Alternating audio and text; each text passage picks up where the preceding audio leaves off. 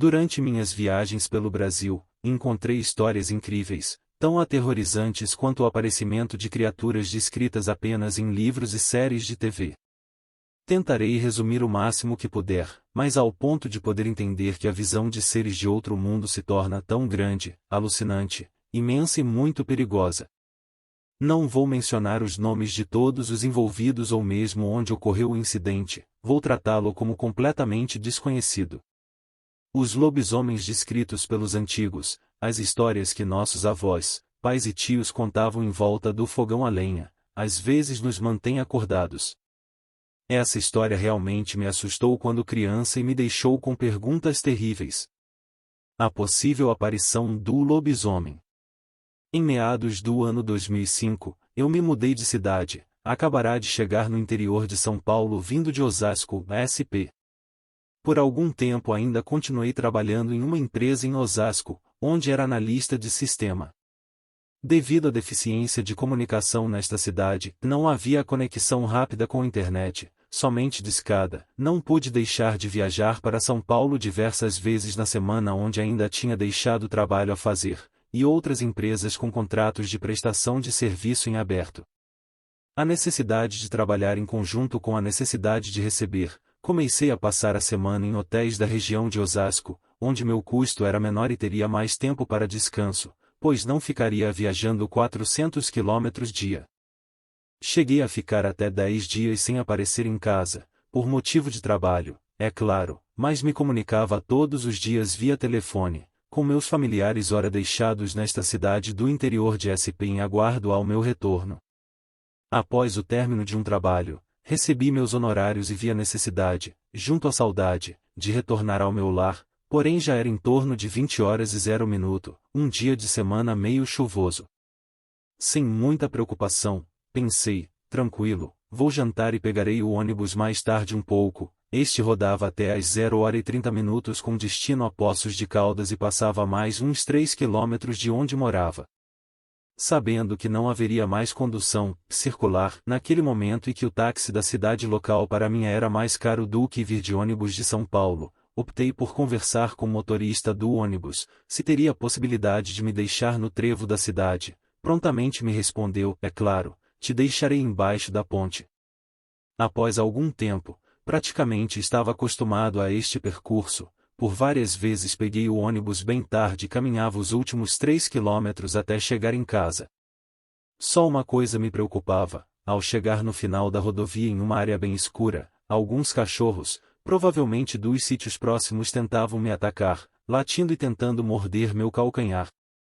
Certa vez já acostumado aos horários tardios, lá vem eu para casa, contente, tinha recebido, a empresa depositou na minha conta, e em contato com minha esposa, já havia comprado umas cervejas, sou fã e uns produtos faltantes para casa e as crianças. Desci no trevo e me coloquei a caminhar tranquilamente. Já teria ouvido alguns boatos de assombrações, muitos causos de aparições, mas nem ligava. Quando criança tinha muito medo, mas na época com meus 35 anos de idade, hoje com 48 anos não me importava muito e achava que era somente crendices, aquelas coisas da cabeça quando saímos à noite. Cidade esta que conheço desde os meus 18 anos de idade, onde em minhas férias de julho, 7 dias da semana eram reservados para participar de pescaria junto ao meu irmão mais velho de todos e alguns amigos da cidade. Nesta rodovia tem algumas empresas, mas somente uma era 24 horas. Passando pela frente dessa empresa, onde a rodovia se torna um pouco mais clara, dá até um alívio, conseguimos enxergar para as duas direções. Mais à frente pensei, os cachorros já estão lá e é só escutar meus passos que começa o corre-corre, a latição, me preparei, mas nada, nem liguei pensando que alguém teria os prendido. Continuei descendo e quase no final da rodovia tem um santuário iluminado, mas eu ainda estava longe, uns 1.500 metros mais ou menos, quando do nada senti um calafrio junto com um arrepio enorme, mas o tempo estava bem quente, acredito que uns 28 graus, não tinha termômetro, foi uma suposição, achei que fosse o cansaço, já eram 3h15 da manhã e tinha levantado às 7 horas do dia anterior. Continuando o caminho escutei um rosnado, que de forma alguma era de um dos cachorros da região, mesmo assim continuei a passos largos com aquele medo de olhar para trás, mas teria que olhar, pois não queria ser surpreendido por um cachorro grande que poderia ter escapado na redondeza.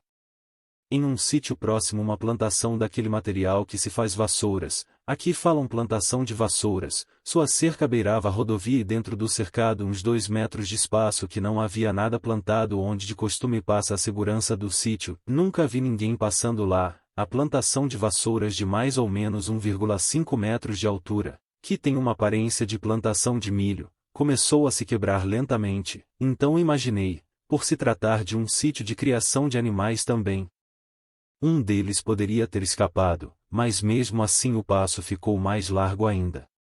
No decorrer de uns 10 passos bem largos à frente, senti uma respiração muito forte chegando próximo à cerca, parecia estar na minha nuca, mas a diferença entre distância era de uns 5 metros, esqueci todo aquele assunto em que era impossível uma mutação tão grande assim de um ser humano. O cérebro manda sinais, corre. Que nada, as pernas não respondiam, em passos largos freneticamente. Pensei ter escutado um animal de grande porte pulando a cerca. Foi quando olhei para trás e me deparei com uma criatura de olhos vermelhos de grande proporção física e de forma alguma com a aparência de um cachorro ou um cachorrão, os comandos dos cérebros que disse antes funcionou. Saí numa disparada tão grande que nem eu acreditei que poderia ter corrido tanto, já estava quase chegando no santuário, e aquele rosnado ficava mais perto a cada instante, poderiam optar por ir até um posto de gasolina próximo, porém mais longe que o santuário, e como explicaria isso? Se ele chegasse junto comigo não precisaria explicar nada, mas e se não chegasse? Entrei no santuário, já rezando e pedindo para a Santa me livrar daquele momento tão aterrorizador. Entrando no santuário percebi que o movimento começou a acontecer ao lado de fora dos muros, como se algo tentasse pular o muro e o divino tivesse bloqueado. Antes de sair em disparada para o posto de gasolina, rezei muito e aguardei a movimentação cessar ao longo do muro. Novamente as pernas responderam ao comando do cérebro, corri muito, chegando no posto de gasolina que na época funcionava 24 horas, conhecia um frentista já há algum tempo, pois, às vezes ia até lá tomar umas cervejas, este me perguntou e disse, parece que viu um fantasma. Fiquei com uma vontade muito grande de contar-lhe o que acabará de acontecer, mas como ficaria a minha credibilidade se ele não acreditasse? Por se tratar de um horário meio considerado tarde, fiquei no posto de gasolina até às 6h00 da manhã e contei para ele, que algum cachorro dos sítios ao redor escapou e deu um carreirão em mim.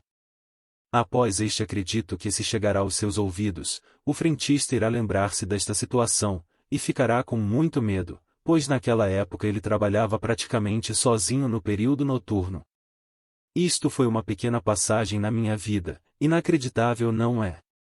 E tem mais relatos inusitados de aparições que me levaram a visitar lugares no Brasil onde nem imaginei chegar. Desculpe, mas não posso revelar o nome da cidade e nem seus participantes ou moradores. Utilizarei nomes fictícios para demonstrar as situações ocorridas nestas cidades.